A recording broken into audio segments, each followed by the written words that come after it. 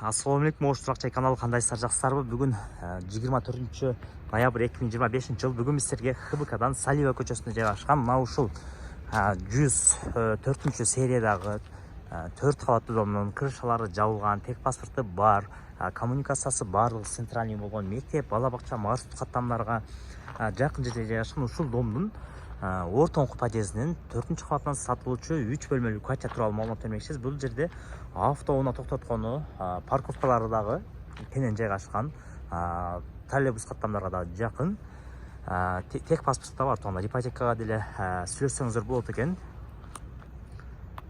Мына 4-кабатка да чыгып келдик. Ушул эштен киргениңиздерде 3 бөлмөлүү болгон 104 сериядагы шлака бетондон, кышында да жылуу болгон, отоплениясы жакшы иштеген, газ коммуникациясы барды жакшы, мектептерге жакын болгон ушул 3 бөлмөлүү квартирага киресиздер. Ажаткана жуунуп турган бөлмөсү бирге жайгашкан.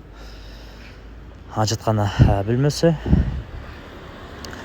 Бул жак ашкана бөлмөсү. Бөлмөлөр да кенен туугандар. Азыркы учурда ээси бизге ушундай маалымат берди. 105 сериянын 2 бөлмөнүн эле баасында дейт. Бул 104 серия, балкондору да кенен болот, бирок мындай жашаганга да жакшы. Кышында да жылуу дейт. Бул жагы болсо экинчи бөлмөсү. Мектеп, бала бакчадан да кыйналбайсыздар. Экинчи бөлмөсү. Бул жагынан болсо 3 бөлмө. Туугандар, телефондо маселе чечилбейт. Андыктан келип көрүңүздөр. Баасы жана эсим номер описание жазылуу. Эгер сени кыймылсыз болсо биздин Ош Туракчайга кайрылыңыздар.